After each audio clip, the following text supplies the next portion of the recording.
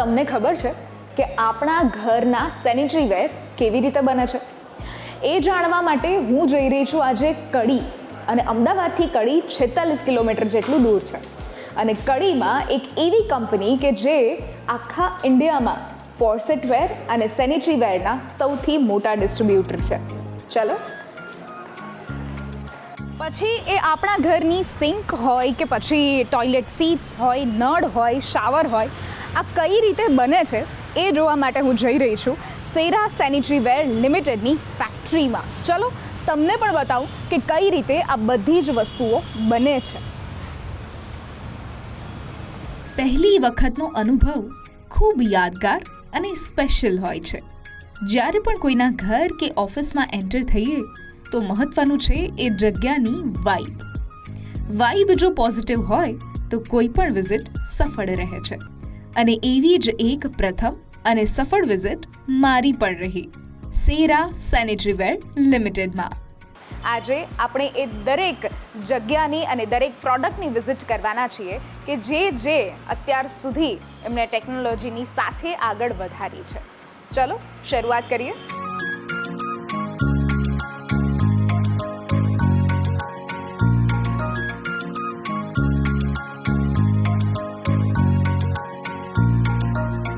ક્યારે વિચાર્યું છે કે આપણા ઘરના સેનિટરી વેર બને છે કઈ રીતે?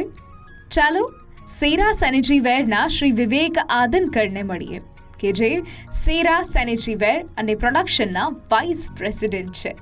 मैं आपको सैनिटरी वेयर का कंप्लीट प्रोसेस और प्रोडक्ट के बारे में समझाऊंगा, किस तरह से हमारा प्रोडक्ट मैन्युफैक्चर होता है.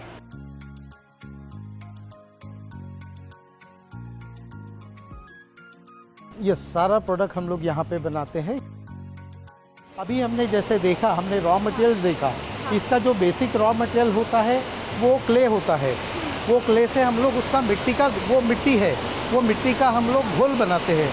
वो घोल बनाने के बाद वो हम लोग उसको प्लास्टर ऑफ पेरिस के मोल्ड में उसको शेप देते हैं. ओके, तो ये है हमारा इसको हम लोग स्लीप हाउस और मिल हाउस बोलते हैं, जहाँ पे हम लोग स्लीप मतलब मिट्टी का घोल और उसके ऊपर जो सफ़ेद वो कोटिंग चढ़ता है उसको हम लोग ग्लेज बोलते हैं. ये डिपार्टमेंट में वो बनता है. ये है कास्टिंग प्रोसेस है. कास्टिंग प्रोसेस में क्या होता है, जो हमने देखा कि जो मिट्टी का घोल बनता है, वो सारा घोल प्लास्टर ऑफ पेरिस के मोल्ड में भरते हैं. उसके बाद कुछ देर वैसे रखने के बाद उसको निकालते हैं, तो ये प्रोडक्ट का जो शेप है वो शेप का प्रोडक्ट बाहर आता है. इस तरह से ये प्रोसेसिंग होता है. जी, काफ़ी इंटरेस्टिंग प्रोसेस मुझे भी आज देखने को मिल रही है. अभी हम जो देख रहे हैं ये कास्टिंग होने के बाद का पीस है. जैसे आप देखिए, ये घोल मिलाने के बाद जो इसमें डाला, ये जो प्रोडक्ट का जो शेप होगा, ये शेप के हिसाब से ये प्रोडक्ट बनके तैयार हो गया. मतलब ये अभी भी गीला है? अभी भी गीला है, ये सॉफ्ट है अभी भी. अगर आप हम इसको दबाएंगे तो अभी भी सॉफ्ट है ये. तो इस तरह से ये प्रोडक्ट को बनाया जाता है. फिर इसके बाद ये जो प्रोडक्ट है, ये कंडीशंस में इसको ड्राई किया जाता है, सुखाया जाता है. सो पहले हमने रॉ देखा, उसके बाद हमने मोल्डिंग जो कास्टिंग था, वो कास्टिंग आपने अभी अभी बताया विवेक जी कि वो जो कास्टिंग था वो मैन्युअली था. और ये जो है वो पूरा ऑटोमेटिक है. यस. ये किस तरह से है ऑटोमेटिक? वो जो कास्टिंग अभी हमने देखा वो सेमी ऑटोमेटिक कास्टिंग है. उसमें क्या होता है, हम लोग हमेशा ये कोशिश करते हैं कि हमेशा हमारे लोगों का फटीग कम हो. इसके लिए हम लोग उसको ऑटोमेटिक तरीके से कन्वर्ट करने की कोशिश करते हैं. और इसी तरह से हम लोगों के पास ये हाई प्रेशर कास्टिंग है. इसका एडवांटेज ये होता है कि ये एक दिन में मल्टीपल कास्ट कर सकते हैं. और इसका फिनिशिंग भी बेहतर होता है. और ये जो चीज़ है ये ऑटोमेटिक कास्टिंग कैटेगरी में आता है. हमारे पास वर्ल्ड में ये बिजनेस में जितनी अच्छी या बेटर टेक्नोलॉजीज अवेलेबल है, वो सारी टेक्नोलॉजीज सेरा के पास अवेलेबल है. क्या बात. और इस तरह से ये प्रोडक्ट बनने के बाद इस तरह से ये प्रोडक्ट बन के बाहर निकलता है. कभी गुजरात फर्स्ट के व्यूअर्स ने भी सोचा नहीं होगा कि ऐसी एक जगह पे लेके आएंगे जिसका दिमाग में कभी किसी को आइडिया नहीं आया होगा कि ऐसी मैन्युफैक्चरिंग की जगह पे भी हम आपको लेके आएंगे. It is very interesting process. और हमारे घर में जितने भी बाथरूम में और वॉशरूम में जो भी हम चीज़ें यूज़ करते हैं वो सारी मैन्युफैक्चर कैसी होती है. चलिए चलते हैं.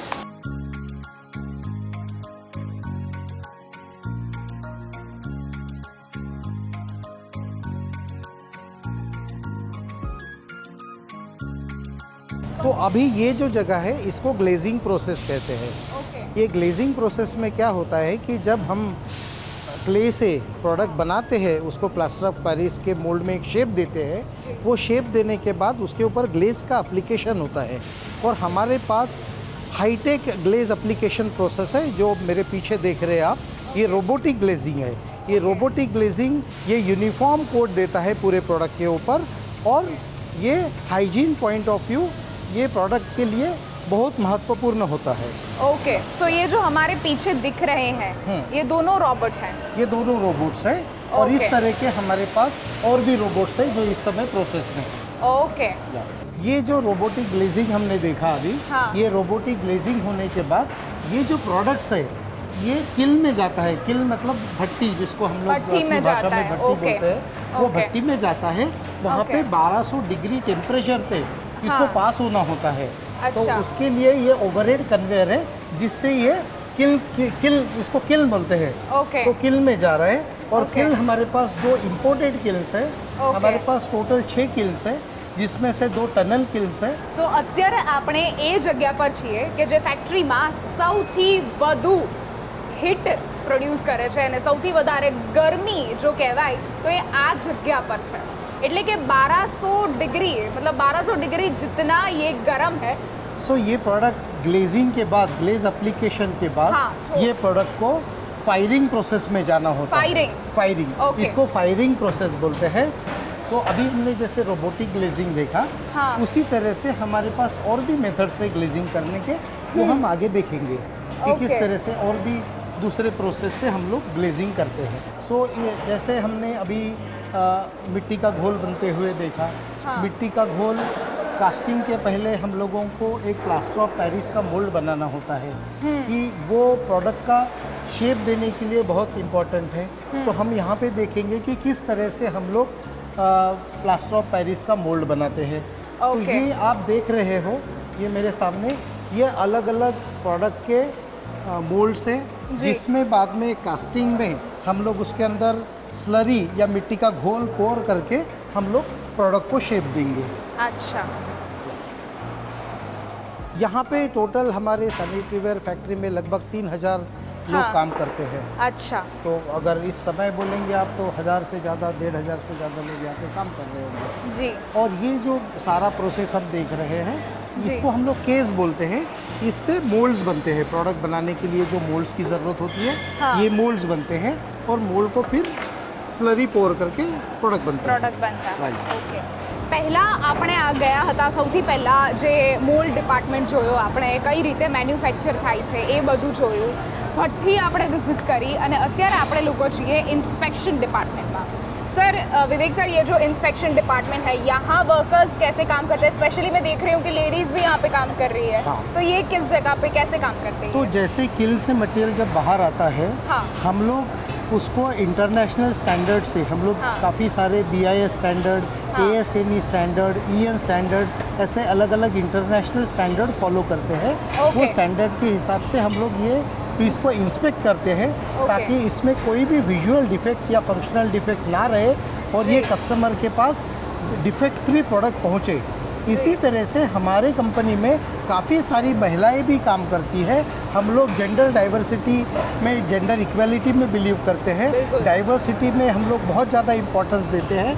तो हमारे यहाँ पे काफ़ी सारी महिलाएं, आप जी। जैसे कि देख रहे हैं, जी। इंस्पेक्शन डिपार्टमेंट या उनके काम करने योग्य डिपार्टमेंट जितने सारे हैं, जी। उसमें हम लोग काफ़ी वुमन को एम्पावर करते हैं और प्रोत्साहन देते हैं। ये काम बहुत बड़ी बात है कि कोई भी चीज़ हो, चाहे मैन्युफैक्चरिंग, ऐसा लोगों में सुना जाता है कि लेडीज़ जो है वो कुछ डिपार्टमेंट में ही काम कर सकती है, बट यहाँ पे आगे ऐसा लग रहा है कि नहीं, ladies can do anything at anywhere. हमारे यहाँ पे लेडीज़ लगभग सभी एरियाज़ में काम जी। करती है और काफ़ी सारी लेडीज़, जैसे कि आप देख रहे हैं, हाँ। बहुत सारी लेडीज़ सेरा कंपनी में काम करती है और इस चीज़ को हम लोग प्रोत्साहन देते हैं कि हम लोग कंधे से कंधा मिला करके सेरा में साथ में काम करें। बिल्कुल। અહીંયા પ્રોડક્શનમાંથી જે સ્ટાન્ડર્ડ પીસ આવે છે, અહીંયા વિઝ્યુઅલાઇઝેશન અને ફંક્શન ચેકિંગ માટે અમે સ્પેશિયલ લેડીઝને અહીંયા પ્રાયોરિટી આપીએ છીએ કામ કરવા માટે, જેના લીધે આપણે માર્કેટમાં કમ્પ્લેન અને ડિફેક્ટવાળા પીસ ઓછા જાય અને લેડીઝ થોડું સારી રીતે પીસ ચેક કરી શકે અને સ્ટાન્ડર્ડ ક્વોલિટીના પીસ આપણે માર્કેટમાં મોકલી શકીએ, જ્યાંથી કસ્ટમર આપણે સેરાનું જ્યારે પ્રોડક્ટ લે એને પર્સનલ સેટિસ્ફેક્શન હોવું જોઈએ. અને અત્યારે જે છે એ આખું આપણે ટેસ્ટિંગ डिपार्टमेंट છીએ. सो ये टेस्टिंग डिपार्टमेंट किस तरह से मतलब क्या होता है? तो जैसे विजुअल इंस्पेक्शन होने के बाद हाँ. उसमें कोई भी डिफेक्ट विजुअल डिफेक्ट नहीं है ये देखने के बाद हाँ. हम लोग प्रोडक्ट का फंक्शनल टेस्टिंग करते हैं कि वो पीस में कोई फंक्शनल डिफेक्ट ना हो, वो लीकेज ना हो, उसका जो पर्पस है फ्लशिंग प्रॉपर हो, ये सारा चीज़ हम लोग ये एरिया में यहाँ पे इंश्योर करते हैं. हम लोग टेस्टिंग करते हैं. जैसे कि आप मेरे पीछे देख रहे हैं ये लीक टेस्टिंग हो रहा है, प्रोडक्ट लीक नहीं है. ये मशीन से इंश्योर करते हैं. और इसी तरह से यहाँ पर हम लोग उसमें पानी डाल के फ्लशिंग चेक करते हैं और फ्लशिंग प्रॉपर हो रहा है ये इंश्योर करते हैं. ઓકે. ક્યારે એવું વિચાર્યું હતું કે આ પ્રોસેસ તમારા સુધી આ રીતે ગુજરાત ફર્સ્ટના આ માધ્યમ થ્રુ પહોંચશે? અત્યારે અમે લોકો એ પ્રોસેસ ચેક કરવાના છીએ કે આ પ્રોડક્ટ જે બની ગઈ છે એ પ્રોપર છે કે નહીં. ક્યાંય પણ લીકેજ હોય તો તરત ખબર પડી જશે. સર ये कैसे मतलब इंस्पेक्शन कैसे करते हैं? ये मैं आपको दिखाने जा रहा हूँ कि किस तरह से प्रोडक्ट का टेस्टिंग होता है. किस तरह से हम लोग इंश्योर करते हैं कि हमारा हर प्रोडक्ट यहाँ से जो मार्केट में जाता है वो बेहतर प्रोडक्ट जाता है और 100% परफॉर्मिंग प्रोडक्ट ही मार्केट में जाता है. ठीक है. डाल दी. इसको 50 बॉल्स टेस्ट बोलते हैं हम लोग. 50 बॉल्स टेस्ट. या ये फ्लशिंग टेस्ट होता है. एंड हम लोग एक चीज़ और भी आपको बताना चाहते हैं कि जैसे कोविड के दौरान जैसे टचलेस वाला एक कॉन्सेप्ट आया था, सेंसर वाला. तो इस तरह से हमारे पास टचलेस प्रोडक्ट्स भी है जो कि खाली हम लोग इसको इस तरह से सेंस करेंगे, इसके ऊपर हाथ करेंगे तो अपने आप फ्लशिंग कर लेगा. हमको टच करने की भी ज़रूरत नहीं पड़ेगी. ओके, ठीक है ना. इस तरह से देखिए आप पूरे तरह से सारे के सारे बॉल आउट हो गए. इस तरह से हम लोग इंश्योर करते कि हमारा प्रोडक्ट इंटरनेशनल स्टैंडर्ड्स को मीट कर रहा है. क्या बात है. एंड इसके बाद हम लोग अलग अलग तरह के शेड्स भी बनाते हैं. हमारे प्रोडक्ट की खूबी है हमारे प्रोडक्ट का ग्लेस कोटिंग जो कि अपने आप में बहुत ही अच्छा है और लॉन्ग लास्टिंग है. सालों तक इसको कुछ नहीं होगा. उसके बाद दूसरा प्रोडक्ट की ये भी खूबी है कि हमारा जो ट्रैप है जिससे पूरा वेस्ट फ्लो होता है वो फ्लो होने का जो रास्ता है जिसको हम लोग ट्रैप बोलते हैं वो कम्प्लीटली ग्लेज्ड, काफ़ी सारे प्रोडक्ट पे या कम्प्लीटली ग्लेज्ड है. उसके बाद हम लोग यहाँ पे नए नए कलर्स को बनाते हैं, नए नए कलर के प्रोडक्ट बनाते हैं. जैसे कि आप ये देख रहे हो ये डिस्प्ले हमने करके रखा है. अलग अलग कलर के प्रोडक्ट्स हम लोग यहाँ पे ये फैक्ट्री में बनाते हैं. ये भी नए नए प्रोडक्ट्स है जो हम लोग बनाते हैं अपनी फैक्ट्री में. सर इसको मैट मटेरियल बोल सकते हैं? यस, इसका जो फिनिश है वो मैट है. हाँ, ये coffee, grey and beige, black ये अलग अलग कलर्स है. एंड ये मैट फिनिश है. इसमें दो टाइप के फिनिशेस आते हैं. एक आता है मैट, दूसरा आता है ग्लॉसी. सो हम लोग दोनों फिनिशेस बनाते हैं. सो हम अभी QC लैब में हैं और हमने टेस्टिंग भी देख ली, फ्लशिंग कैसे होता है. और आप ये कौन सी प्रोडक्ट आप एक दो अगर प्रोडक्ट के बारे में हम बता सके जो आपकी रिच सेलिंग में हो ऐसी वाली? या अभी जो इस समय मैं आपको दिखाने जा रहा हूँ इसको हम लोग लस्टर बोलते हैं. Lustre product. लस्टर या लस्टर ग्लिट्स एंड लस्टर. ये जो हम देख रहे हैं इसमें 3 कलर के शेड्स है. Rose gold, French gold and platinum. इस तरह से इसके ऊपर कोटिंग होता है प्रोडक्ट के ऊपर. एंड ये काफ़ी चमक के इसका इस समय डिमांड भी काफ़ी अच्छा है. काफ़ी सारा प्रोडक्ट सेल हो रहा है. या और इसके सिवाय हम लोग कुछ टेस्ट और भी करते हैं. जैसे आपने टेस्टिंग देखा, उसके बाद हम लोग साउंड टेस्टिंग करते हैं. उसके बाद लोड टेस्ट करते हैं. मैं आपको लोड टेस्टिंग के बारे में बताता हूँ. लोड टेस्टिंग में क्या होता है कि जो प्रोडक्ट है सेरा का प्रोडक्ट हम लोग उसको इंस्टॉल करते हैं. जैसे कि अपने घर में इंस्टॉल होता है उस तरह से इंस्टॉलेशन करते हैं. इंस्टॉलेशन के बाद उसको 400 kg का लोड कंटिन्यूसली फॉर 1 आवर हम लोग उसको देते हैं और वो इंश्योर करते हैं कि हमारा प्रोडक्ट स्टेबल है, उसमें कोई क्रैक या उसमें कोई डिफेक्ट ना आए. ओके 400 केजी का लोड आप देते हैं 400 केजी का load Okay. For 1 hour, continuous For load one for 1 hour. Hour. Okay. 1 घंटा उसके ऊपर लोड देते हैं। उसके बाद हम लोग ये इंश्योर करते हैं कि देयर इज़ नो डिफेक्ट, हाँ। देन ओनली हम लोग वो प्रोडक्ट को आगे बढ़ाते हैं। सो अभी क्वालिटी लैब से होके हम लोग हमारे जो आखिरी 2 प्रोसेसेस है या फिर हमारे प्रोसेस के जो 2 पार्ट्स है, एक है R&D एंड दूसरा है 3D प्रिंटिंग, जो कि हमारा न्यू प्रोडक्ट डेवलपमेंट के काम में आता है। અને હવે આપણે જઈ રહ્યા છીએ ઇન્સ્ટ્રુમેન્ટ લેબોરેટરીમાં। સર ये इंस्ट्रूमेंट लेबोरेटरी किस तरह से यहाँ पे काम होता है और कैसे होता है? सो ये हमारा R&D लैब है। ये जो R&D लैब है, हाँ। ये हमारा DSIR सर्टिफाइड लैब है। DSIR रिकॉग्नाइज लैब है, जो कि गवर्नमेंट ऑफ इंडिया रिकॉग्निशन करती है। अच्छा। वो रिकॉग्नाइज लैब है और यहाँ पे हम लोग जितना भी रॉ मटेरियल हमारा प्रोडक्ट बनाने में यूज़ होता है, उसका केमिकल टेस्टिंग और फिजिकल प्रॉपर्टीज टेस्टिंग ये लैब में होता है। तो हमारे पास एक पार्ट में जो है वो केमिकल टेस्टिंग लैब है एंड दूसरा पार्ट जो कि आप देख रहे हैं, यहाँ पे सारे रॉ मटेरियल्स का फिजिकल प्रॉपर्टीज टेस्ट होता है बिफोर दे आर यूज्ड। मतलब वो प्रोडक्ट में यूज़ करने के पहले हर एक रॉ मटेरियल का टेस्टिंग होता है यहाँ पे। सो अभी हम लोग जहाँ आए हैं, ये है न्यू प्रोडक्ट डेवलपमेंट का एरिया। Okay. यहाँ पे हम लोग नए नए प्रोडक्ट्स बनाते हैं।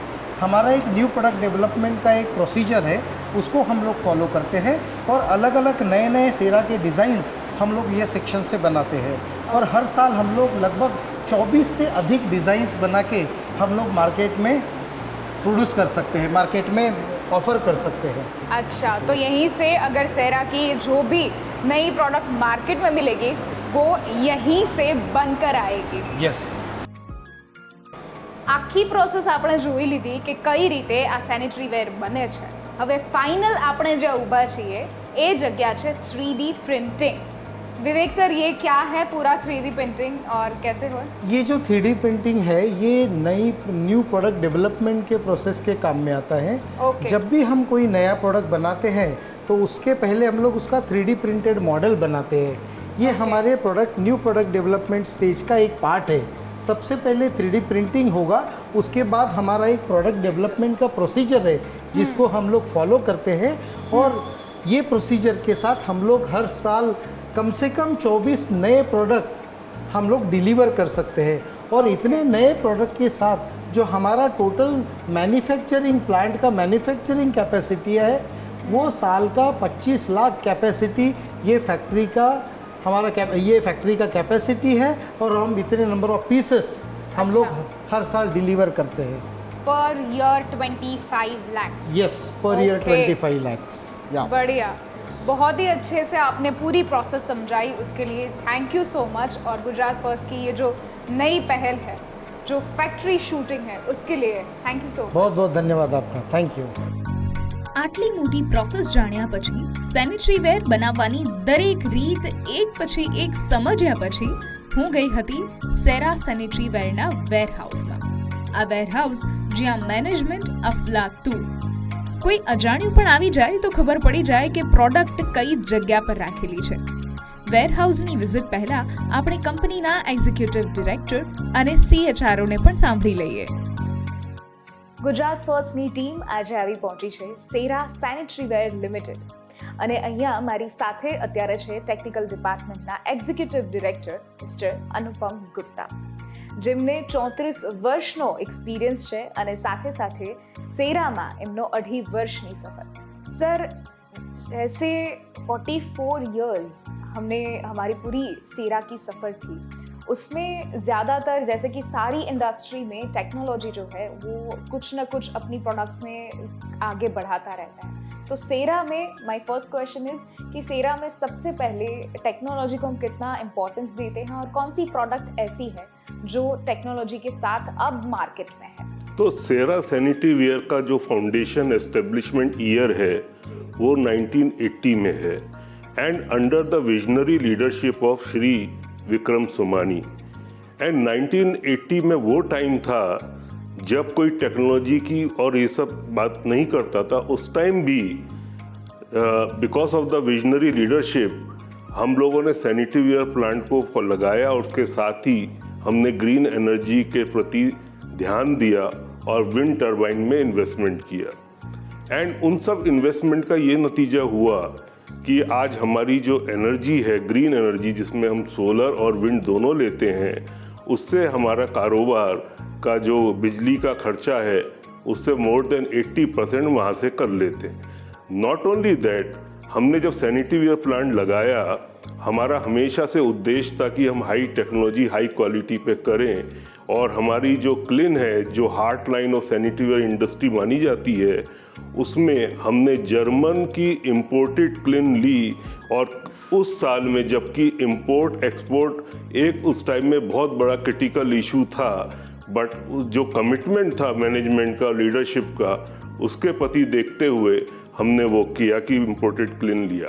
उसके बाद हमने 2010 में हम लोगों ने फॉसेट को स्टार्ट किया। अगेन हमने फॉसेट में जो मशीनें हमने यूज़ करी, उस टाइम में इम्पोर्टेड मशीनें हमने ली, जबकि इंडिया में भी ले सकते, लेकिन हमने कोई कंप्रोमाइज़ ना तो टेक्नोलॉजी में की ना मशीन में की।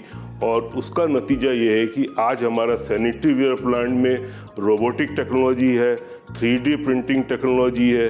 सेम थिंग हमारे फॉसेट में we are going ahead with the manufacturing 4.0, जिसमें हम IoT का बहुत यूज़ करने वाले हैं। ऑलरेडी काम स्टार्ट हो गया। प्लस उस टाइम में भी हमने R&D सेंटर का फॉर्म किया, जो कि हमारी आज की डेट में DSIR एक्रेडिटेड R&D फैसिलिटी है। तो अगर आप देखें कि शुरू से ही, जब से सैनिटरीवेयर एंड फॉसेट बना, और वो टेक्नोलॉजी के साथ बना, हाई क्वालिटी के साथ बना, और आज की डेट में हमारी सैनिटरीवेयर की जो कैपेसिटी है वो 27 लाख पीसेस पर एनम है, और फॉसेट वेयर की हमारी जो कैपेसिटी है वो 48 लाख पर एनम है। तो इस कैपेसिटी के साथ, इस टेक्नोलॉजी के साथ हम लोग वेरी वेल प्लेस्ड हैं, और मैं गर्व के साथ बोलूँगा कि आज हम लीडरशिप पोजीशन में हैं। बिल्कुल, आपने जो ये सारी इंफॉर्मेशन दी, उसमें सबसे पहले आपने ग्रीन एनर्जी के बारे में बात की थी, विंड एनर्जी और सोलर प्लांट वगैरह। उसके बारे में थोड़ा सा इन डिटेल अगर आप बता सके व्यूअर्स को। तो जब हम लोगों ने प्लांट लगाया 1980, जब कोई ग्रीन एनर्जी की बात नहीं करता था, और उस टाइम जो एनर्जी आती थी ज़्यादा coal energy, thermal power plant या डीजल पावर प्लांट में आया करती थी। लेकिन उस लीडरशिप की वजह से हमारा इन्वेस्टमेंट हमने विंड में किया, जबकि कैपिटल कॉस्ट उस टाइम में विंड एनर्जी में काफ़ी लगती थी। बट फिर भी हमें मालूम था कि आज से कुछ साल बाद ये एनर्जी हमको काफ़ी बेनिफिट देगी, not only from the profit point of view, but एक जो कार्बन का जो लोड है प्लैनेट अर्थ पे, उसका भी रिडक्शन आएगा। और उसका नतीजा था कि हम लोगों ने वहाँ इन्वेस्ट किया, और जब हमने प्लांट को लगाया उस टाइम हमने रूफ पे प्लांट की सब जगह सोलर सेल लगाए, और उसका और गवर्नमेंट की पॉलिसी भी आई उसके बाद, जहाँ पे गवर्नमेंट ने डिप्रिसिएशन बेनिफिट्स वगैरह दिए। बट हमारा उद्देश्य कभी भी डिप्रिसिएशन बेनिफिट को ना देखते हुए, बल्कि ये था कि हम कैसे कैसे कितना भी ग्रीन एनर्जी पे इन्वेस्ट करें, सो दैट हमारा जो एक इलेक्ट्रिसिटी है वो हमारा जो है ऑलमोस्ट ग्रीन एनर्जी से आ जाए, और हम उस उद्देश्य में काफ़ी सफल भी रहे। Not only that, green energy के अलावा हमारा ये भी बहुत बड़ा कंसर्न था कि जैसे जैसे हम फैक्ट्री लगाएं, हम वेस्ट की रिसाइकलिंग करें, हम ज़ीरो लिक्विड डिस्चार्ज करें, जिससे कि अपने प्लैनेट अर्थ पे कोई भी अतिरिक्त बोझ नहीं आए। और उसके लिए हम लोगों ने ZLD अचीव करने के लिए हमने रिवर्स ऑस्मोसिस टेक्नोलॉजी लगाई, एंड उसके बाद हमने एवापोरेटर्स लगाए, जिससे कि हम जितना भी सॉल्ट है वो निकाल के फ्रेश वाटर जो आता है उसको रिसाइकिल कर लेते हैं। इससे हमारा जो फ्रेश वाटर कंजम्पशन भी कम हो जाता है, और प्लस जो लोड है, जो एफ्लुएंट लोड है, वो काफ़ी कम हो जाता है। नॉट ओनली दैट, हमने उसके बाद रेन हार्वेस्टिंग भी किया। हमारे जितने भी रूफ हैं अगर आप देखेंगे, उसमें हमने ड्रेन ले रखा है, और हम जितना भी बारिश का टाइम मानसून का होता है, सारा बारिश का पानी हम डीप इनसाइड द अर्थ लेके जाते हैं, जिससे कि हमारा वाटर लेवल ना ओनली हमारा कड़ी का बट पूरे प्लांट का हमारा वाटर लेवल मेंटेन रहता है। इससे जो बोरवेल कैपेसिटीज़ है वो मेंटेन रहती है।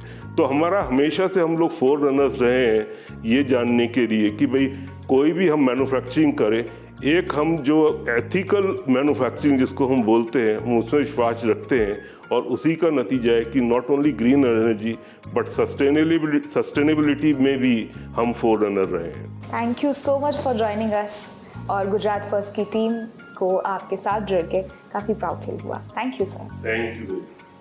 Thank you so much for joining us और गुजरात फर्स्ट की टीम को आपके साथ जुड़ के काफ़ी प्राउड फील हुआ। Thank you sir. Thank you. મારું નામ ડૉક્ટર અનિલ કામલિયા છે. હું સેરા સેનેટરી વેર લિમિટેડ કંપનીમાં CHRO એટલે કે ગ્રુપ HR હેડ તરીકે કાર્યરત કરું છું.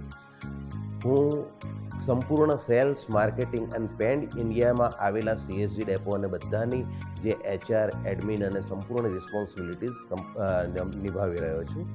મારી કંપનીમાં ટોટલ 4500 કરતાં પણ વધુ કામદાર કર્મચારીઓ કામ કરી રહ્યા છે, જેમાં 1500 વર્કમેન છે, 1500 કોન્ટ્રાક્ટ લેબર છે અને લગભગ 1400 કરતાં પણ વધુ સેલ્સ અને માર્કેટિંગના સ્ટાફના કર્મીઓ અમારી સાથે જોડાયેલા છે. અમે અહીંયા જે અમારા એમ્પ્લોઈઝના પોતાના એજ્યુકેશન માટે પણ ઘણા બધા કટિબદ્ધ છીએ અને એટલે જ એમના માટે અમે ઘણી બધી ડિફરન્ટ ટ્રેનિંગ પ્રોગ્રામ તથા ઘણા બધા ટેકનિકલ ઇન્સ્ટિટ્યુશન સાથે અમે ટાઈપ કર્યું છે, જેથી કરીને એ લોકો પોતે સારામાં સારા કોર્સ પણ આપણે જોઈન કરી શકે છે અને જેની ફીસ પણ અમે રિએમ્બર્સ કરાવીએ છીએ. અમારી આ કંપનીની અંદર અમે જો સૌથી મોટામાં મોટું એક અમારું એક સિંહ ફાળો કહી શકીએ તો અમારી ઓર્ગેનાઇઝેશનમાં 200 કરતાં પણ વધુ ફિમેલ એસોસિએટ્સ કામ કરી રહી છે અને અહીંયા સોફ્ટફ્લોરની અંદર પણ લગભગ 160 કરતાં વધારે આપણે ફિમેલ સંકળાયેલી છે અને લગભગ 70 કરતાં પણ વધારે ફિમેલ અમારા ડિફરન્ટ જે ડેપોઝ અને CSC સેન્ટર છે ત્યાં એ બધા આપણે કામ કરી રહ્યા છે. એટલે એ બાબતે પણ અમે કટિબદ્ધ છીએ અને એ જ નહીં પણ અમે અહીંયા એક સ્પિરિચ્યુઅલ અને પ્યોરલી એથિકલ વાતાવરણ મળી રહે અમારા એમ્પ્લોઈઝને, એના માટે અમે 4 મુખ્ય વેલ્યુઝ ઉપર કામ કરીએ છીએ, જે છે લવ, કેર, રિસ્પેક્ટ અને ટ્રસ્ટ. અને અમે બહુ પ્યોરલી માનીએ છીએ કે અમારા જે એમ્પ્લોઈઝ છે એને અમે પોતે એક માતાની જેમ પ્રેમ નહીં આપીએ, એટલો જ એમને પ્રેમ આપીશું, એમની કેર કરીશું અને એમને એટલો રિસ્પેક્ટ આપીશું તો જ એ લોકો વિશ્વાસથી અમારી સાથે સંકળાયેલા રહેશે. અત્યારે આપણે જે જગ્યા પર ઊભા છીએ એ છે સેરાનું વેર હાઉસ. કેટલું મોટું છે આ વેર હાઉસ? 4.5 લાખ સ્ક્વેર ફીટ છે. સી આ વેર હાઉસ વિશે વધારે માહિતી માટે હું દિનેશ સરને ઇન્વાઇટ કરીશ. સર, એમને ચાલીને આવતા પણ આટલો સમય લાગે છે.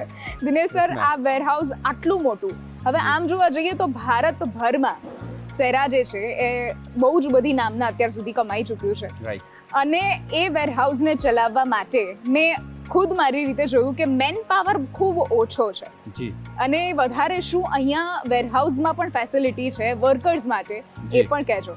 જી મેમ, આ ગોડાઉન અમે 2 મહિના પહેલાં જસ્ટ ચાલુ કરેલું છે, જેનો એરિયા છે 4,50,000 સ્ક્વેર ફીટ, જે ભારત વર્ષમાં સૌથી મોટામાં મોટું વેરહાઉસ સેનેટરી વેર સેગમેન્ટમાં છે.